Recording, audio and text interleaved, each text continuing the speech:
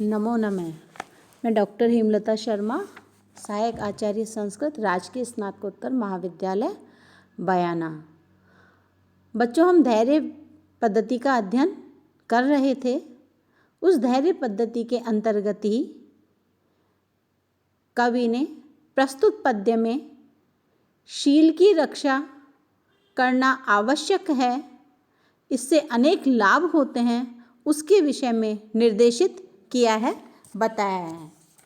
कवि कहता है कि वह्नि तस्य जलायते जलनिधि कुल्लायते तत्क्षणात् मेरुः स्वल्प शिलायते मृगपतिः सद्य कुरंगायते व्यालो माल्य गुणायते विषरसः पीयूष वर्षायते यस्या अंगे अखिल लोक वल्लभतरम शीलम सन्मुन्न मिलति।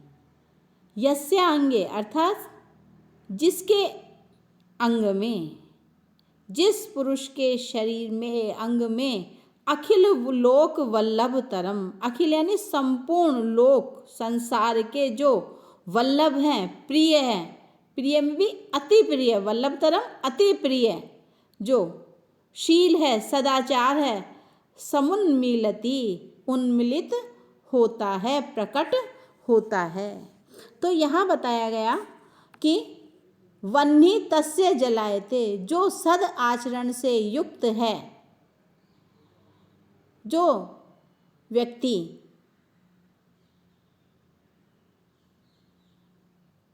सद्गुणों से युक्त है, अपने शील की रक्षा करता है, ऐसे व्यक्ति के लिए जो वह्नि है, जो अग्नि है, वह जल के समान अर्थात जलतुल्य हो जाती है, जल के समान हो जाती है। जल कैसा होता है? शीतल। तो जल के समान शीतल बन जाती है, जबकि अग्नि में क्या है? दाहकता, वो जलाती है। लेकिन जो शील की रक्षा करने वाला सद आचरण से युक्त व्यक्ति है, उसके लिए तो वह अग्नि भी जल के समान शीतल हो जाती है। जल निधि, जल निधि यहाँ समुद्र के लिए आया है।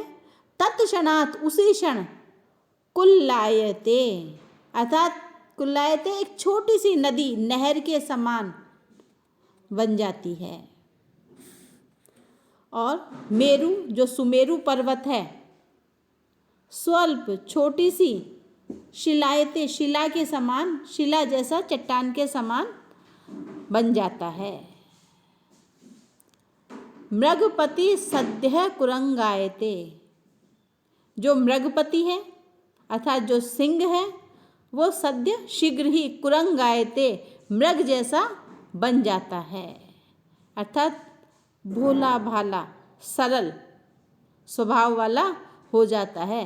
जबकि जो सिंह है वह कैसा होता है? खूंखार होता है। लेकिन ऐसे व्यक्ति के लिए तो वह सरल बन जाता है। व्यालो माल्य गुणायते, व्यालो, और जो व्याल अर्थात यहाँ सर्प के लिए है व्याल, व्याल अर्थात जो सर्प है, माल्य गुणायते माला के समान अर्थात पुष्प की माला के समान हो जाता है। विष रस है पीयूष वर्षायते, और जो विष रस यानी जो जहर है, हलाहल है, गरल है, वह पीयूष वर्षायते, पीयूष कहते हैं अमृत को, अमृत की वर्षा, वर्षायते वर्षा के समान बन जाता है, मानो अमृत की वर्षा कर रहा है।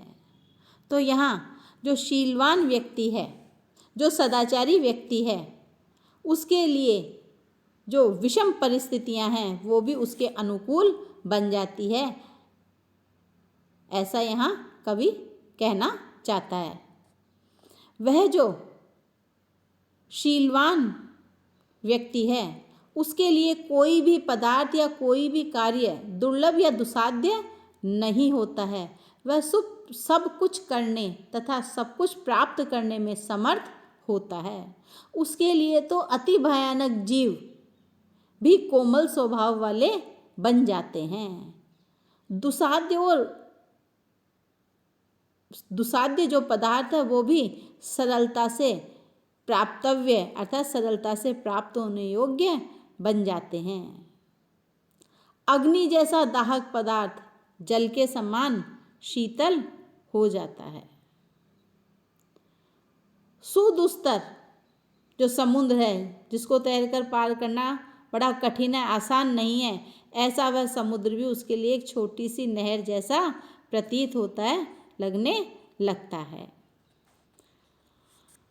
अत्यधिक ऊंचा सुमेरु पर्वत भी एक छोटी सी शिला के समान जान पड़ता है। सिंह भी जो खूंखार है, भयावह है, वह भी मृग अर्थात हिरण के समान सरल जीव बन जाता है। भीषण सर्प पुष्पमाला के समान और विषरस जहर अमृत के समान अमृत की वर्षा करने वाला बन जाता है। तो इस प्रकार ये जो सभी दुस्तर पदार्थ शीलवान व्यक्ति के लिए अत्यधिक सरल हो जाते हैं। यहाँ यही बताया गया है कि इसलिए व्यक्ति को अपने शील की, अपने सद आचरण की रक्षा करनी चाहिए, उसको नहीं छोड़ने देना चाहिए, उसका त्याग नहीं करना चाहिए। इस पद्य में शार्दूल विक्रीडित छंद आया है और उपमा अलंकार। इसके बाद अग्रिम श्लोक में बताया है कि जो सज्जन पुरुष है वो विपत्ति से कभी नहीं घबराते हैं, विपत्तियों का डटकर मुकाबला करते हैं। क्यों? क्योंकि विपत्तियां कुछ समय के बाद टल जाती हैं, वो हर समय नहीं रहती है। इसलिए यहाँ कवि कहता है कि छिन्नो अपि रोहति तरु शीर्णो अप्य उपचीयते पुनश्चंद्रः इति विमृशन्त सन्तः संतप्यन्ते न विश्लथेषु लोकेषु। अर्थात छिन्नो अपि कटा हुआ भी जो तरु है, वृक्ष है, रोहति पुनः उग जाता है अर्थात पुनः बढ़ जाता है। क्षीणो अपि उपचीयते क्षीण हुआ भी, क्षयग्रस्त हुआ भी जो चंद्र है, चंद्रमा है, पुनः उपचीयते पुनः फिर से उपचीयते वृद्धि को प्राप्त कर लेता है, फिर बढ़ जाता है। इति विमृशन्त संत है, इति इस प्रकार से, विमृशन्त अर्थात विचार करते हुए, सोचते हुए, मनन करते हुए, चिंतन करते हुए, संत है जो सज्जन पुरुष है, जो सज्जन व्यक्ति हैं, जो सत्पुरुष हैं, वह संतप्यन्ते अर्थात दुखी नहीं होते हैं, विश्लिथेषु अर्थात विश्लिष्ट होने पर, अर्थात विश्लिष्ट हो जाने पर, लोकेषु लोक में, अर्थात अपने बंधुजनों से विश्लिष्ट हो जाने पर भी वह दुखी नहीं होते हैं। तो यहाँ सुख और दुख की अवस्था सदा एक जैसी नहीं रहती है, ये बात कवि इस पद्य में बताना चाह रहा है। वो कहता है कि दुख के बाद सुख आता है, ये संसार चक्र का नियम है। यह समझते हुए तथा क्षीण हुआ भी चंद्रमा कालांतर में पुनः बढ़ जाता है, इसको समझते हुए सत्पुरुष कभी भी विपत्ति काल में घबराते नहीं हैं, अर्थात अपने धैर्य को नहीं छोड़ते हैं, अपितु धैर्यशाली और आशावादी दृष्टि रखने वाले होते हैं। तो कवि यहाँ कह रहा है कि आप लोगों को भी धैर्यशाली होना चाहिए, विपत्ति में घबराना नहीं चाहिए। इसके बाद अग्रिम श्लोक में कवि शील अर्थात सद आचरण को ही परम भूषण आभूषण बताता है और कहता है कि ऐश्वर्यस्य विभूषणम सुजन शौर्यस्य वाक् संयमो ज्ञानस्य उपशमः श्रुतस्य विनयो वित्तस्य पात्रे व्यय अक्रोधः तपसः क्षमा प्रभवितु धर्मस्य निर्व्याजता सर्वेषाम् अपि सर्वकारणम इदम शीलम परम भूषणम। कि यहाँ सर्व कारणम सभी ऐश्वर्य आदि का जो मात्र कारण है वह क्या है? शील अर्थात सत स्वभाव। वह क्या है? भूषण है, परम भूषण है। अर्थात जो अन्य पदार्थ बताए गए हैं, अन्य जो आभूषण बताए गए हैं, ऐश्वर्य, शौर्य, शौर्य का वाक संयम आदि, ये सब क्या है? आभूषण हैं। लेकिन इन सबसे जो श्रेष्ठ आभूषण है वो शील है, सदाचार है। तो कहने का तात्पर्य है कि जितने भी ऐश्वर्य आदि जो हैं, इन सब का मूल जो स्रोत है वह सदाचार है, जो सभी लोगों का श्रेष्ठ आभूषण कहा गया है। ऐश्वर्यस्य विभूषणम सुजनता। यहाँ कह रहे हैं कि ऐश्वर्यस्य, ऐश्वर्य का जो विभूषण यानी आभूषण है वो क्या है? सज्जनता। फिर कहा शौर्यस्य वाक् संयम है, और शौर्य अर्थात पराक्रम, वीरता का जो आभूषण है वह है वाक् संयम है, वाणी का संयम। ज्ञानस्य उपशम है, ज्ञानस्य, ज्ञान का जो आभूषण है वो उपशम है अर्थात शांति है। वित्तस्य विनयो, और वित्त अर्थात जो धन आदि है उसका जो आभूषण है वह पात्रे व्यय, उचित पात्र में व्यय करना, खर्च करना, सत पात्र में खर्च करना धन को, यही उसका धन का परम आभूषण है। श्रुतस्य विनयो, और जो वेदादि शास्त्र हैं, जो स्वाध्याय आदि हैं, अध्ययन आदि हैं, उनका आभूषण विनय है, विनम्रता है। अक्रोधः तपसः, अक्रोध है, क्रोध न करना, तपसः, तप का आभूषण कहा गया है। क्षमा प्रभवितु, और जो क्षमा अर्थात सहनशीलता है वो प्रभवितु, प्रभुत्व युक्त जो मालिक आदि हैं ऐसे उनका आभूषण है। सामर्थ्यवान का आभूषण क्या है? क्षमाशील होना, सहनशील होना। धर्मस्य निर्व्याजता, और धर्मस्य, धर्म का जो आभूषण है वह है निश्चलता अर्थात अहंकार या दंभ या घमंड का न होना।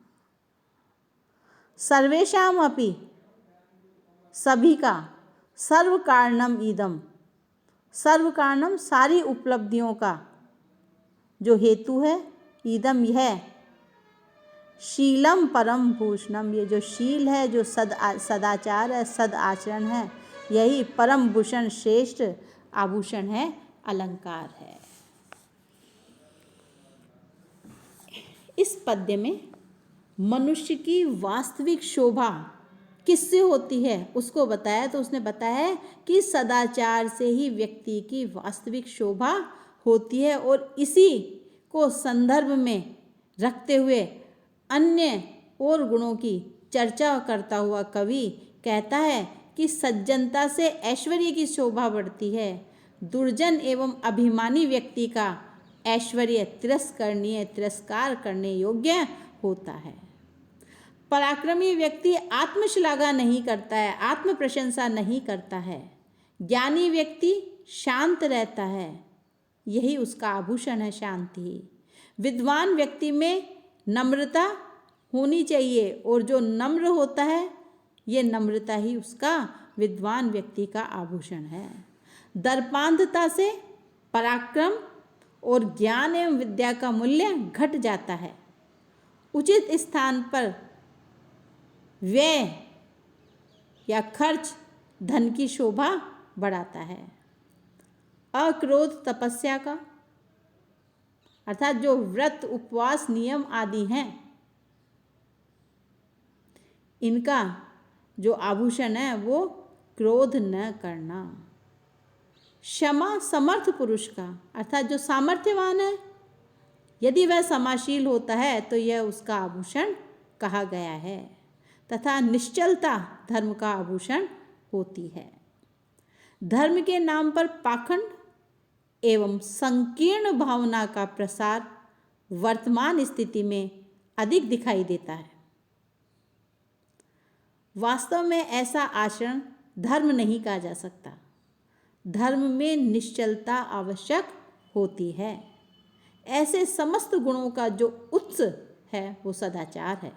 वही मानव मात्र का श्रेष्ठ आभूषण कहा जा सकता है।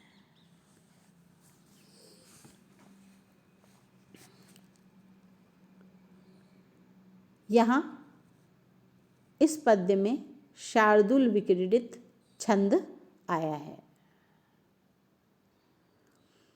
इसके पश्चात हम अब देव पद्धति का अध्ययन अपनी अग्रिम क्लास में करेंगे। तब तक धन्यवाद।